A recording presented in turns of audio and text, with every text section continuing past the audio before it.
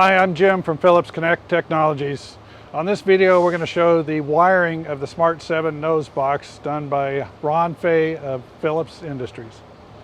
Ron? Okay, we've installed our Smart 7 nose box. We're going to pull the grommet out here and install our 12 conductor cable. Your 6 wires will be your standard nose box wiring. The other 6 will be the wiring that goes with the Smart 7 nose box. So we'll get all these run in here. Now, you'll notice that these have number 10 rings on here to match the number 10 studs up here. These will have number 8 rings to match the number 8. You can't put these number 8s on the wrong stud. So we do that intentionally. Now, we'll get this up here. We want to be careful to route our wiring neatly in here. So we'll do this, get this red to red, yellow to yellow, green to green, and so on. Now we'll take our purple wire here and we'll hook this to the 5-volt current here. Then we'll take our black wire and stick it on the next stud. Then we'll take our green wire, put it on the next stud. Our orange wire, and then our yellow wire. And the blue wire is going to be the exception to the rule. This has a number 10 stud on here, which will actually go on to our power source from here. Then we'll pull our ABS harness up here and our marker lights. Again, being sure to make sure we run these in a neat fashion here. Now, grab a hold of this to give us a little extra leverage there. We're going to run our ground wire to ground here. Our black wire to the black here. Can be a bit tricky trying to stick all these in without them being secured, but we'll get them all on here first.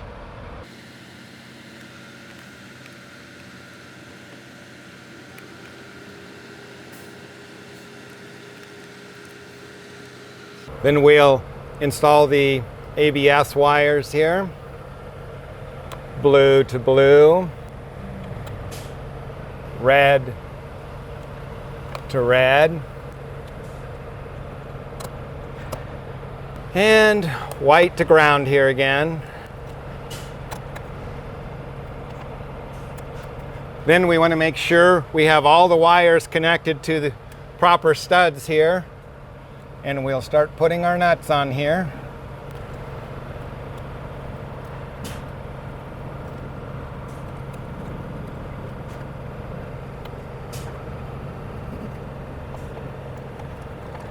Every once in a while you get one that's going to slip off through there, so we'll make sure we put that back on correctly.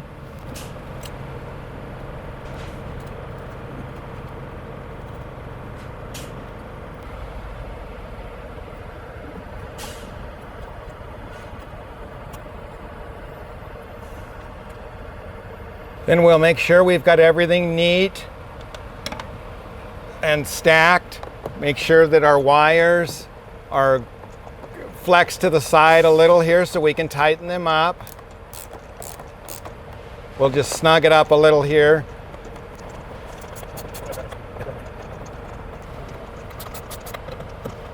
The one thing we did at PCT was to make sure that we put on the number 10 and number 8 studs, we use a 3/8 nut on here so you can tighten them up using one tool. We'll snug these up. Then we'll make sure that we routed everything properly. When we're good with the routing, then we'll go ahead and secure them. Maybe give this a little straightening out here. Just want to make sure none of your wires are crossed to get into each other. You don't want to have any of these rubbing on another stud or anything. Bouncing down the road, you'll run into problems if you don't get these secured and aligned properly.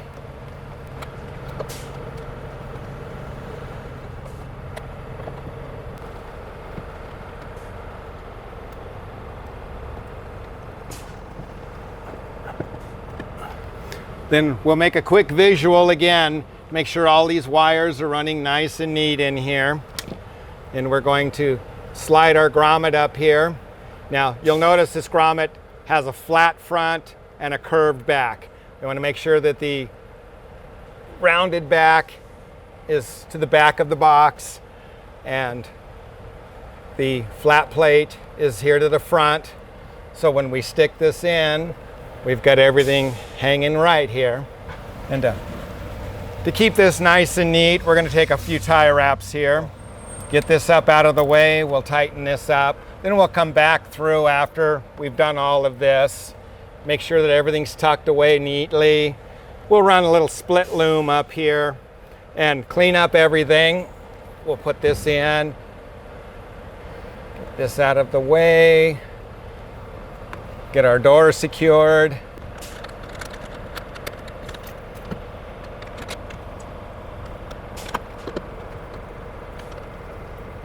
Now that we've closed up the nose box, we'll install some split loom here to clean this up.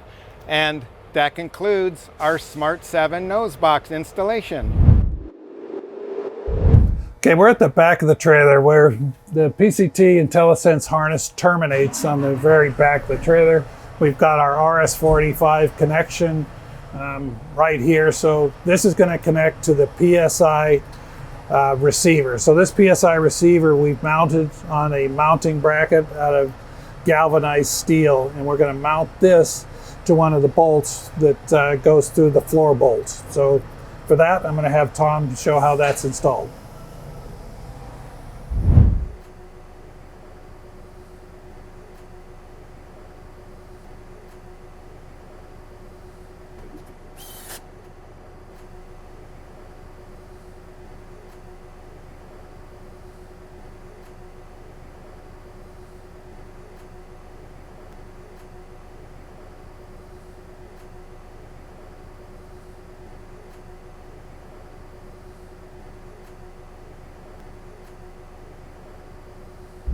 Okay, now that the receiver is installed, we're going to go ahead and make the connection. These are bayonet style connectors, so we'll just go ahead and connect it to the, and then it's a quarter turn connection. Okay, and that completes the install of the PSI receiver. In this video, we're going to show you the PSI control box that we're going to use specific to our PCT IntelliSense harness. So some differences are going to be very apparent once you dig into this. So the difference you're going to notice right offhand on what's different about this PSI control box than other PSI control boxes, we have a transmitter on the output of the regulator. So that's what this cap sensor is. It's a transmitter that will tell you what the output pressure is from the regulator. So that'll be one noticeable difference. The other noticeable difference is you got two weather pack connectors on the side. One of them, this one on the top, is for the PSI ATIS lamp that goes from this control box to the front. And the second one is your power. This is going to connect into our ABS harness, and we'll show you how that installs later. But the other nice thing that's different is that this actually has the PSI repeater built into the nose box, so there's no need to install this separately. So it's all wired in the nose box. So this, once we install this and you shut the lid, with the exception of having to set the regulator pressure, you know, now we're going to be able to get the data from the PSI regulator that tells you what your tire pressures are actually going to be inflated at. Hi, this is Jim from Philips Connect Technologies. In this video, we're going to show you how to install our wireless Bluetooth door sensor on a swing door. So let's start out with what tools are required and what the product is. Okay, so let's start out with what tools are required. So obviously your cordless drill. For the 3/16 rivets, we use a 13/64 bit, so that's on this tool. Standard 3/16 rivet gun. I like these cordless Milwaukee's.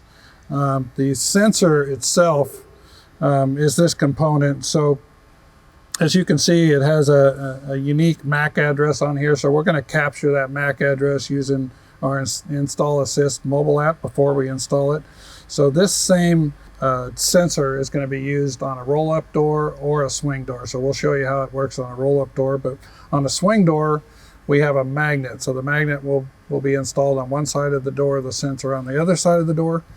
And then they all get installed using these 3/16 closed-in blind rivets, so it won't allow anything to leak. So that's everything that's needed. So let's go ahead and show you how it's installed. Okay, so the first step before you get up on the ladder to install this, we want to capture this barcode in Install Assist. This is what's going to associate this door sensor to the device you installed. So let's go ahead and capture that. And now we're ready to install.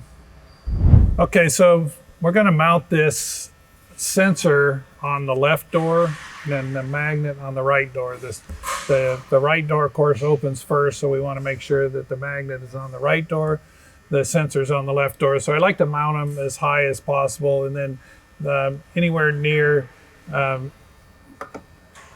anywhere that you can, helps protect it on these rails here. So let's go ahead and hold it in place. Drill your first hole. Once it's marked, we'll drill through. Install one of the 3/16 rivets in the hole.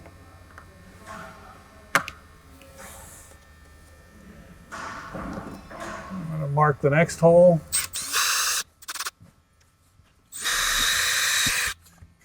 Okay, once we've drilled the 2 holes, we'll secure it with the 2 3/16 blind rivets.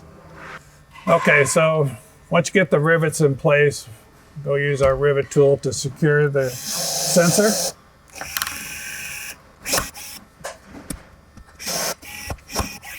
Okay, now that we've got the sensor mounted, we can go ahead and mount the magnet. So the magnet can be up to 1 inch from here to the face. There's a reed switch in here, so it's okay to mount it on top of the weather strip as long as it's within a 1/2 inch to 1 inch away from the sensor. So we'll go ahead and mark it here with 1 hole first.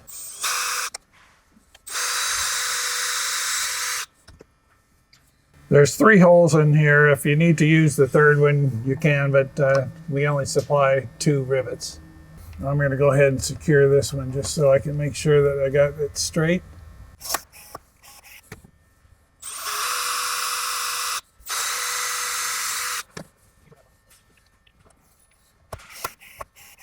So that concludes the installation of the door sensor. So the next thing you want to do is, when you're off the ladder, open and close the door and look for the open closed door events in Install Assist.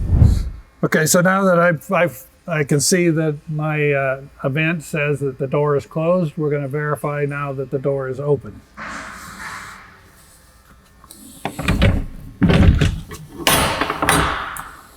If the device is in sleep mode, as soon as the door is open, it will wake. So as soon as it wakes, it'll take a few seconds, but then we'll go ahead and see that now I have a door open event. And so once we see we have a door open event, we're going to just verify again that we see a door closed event.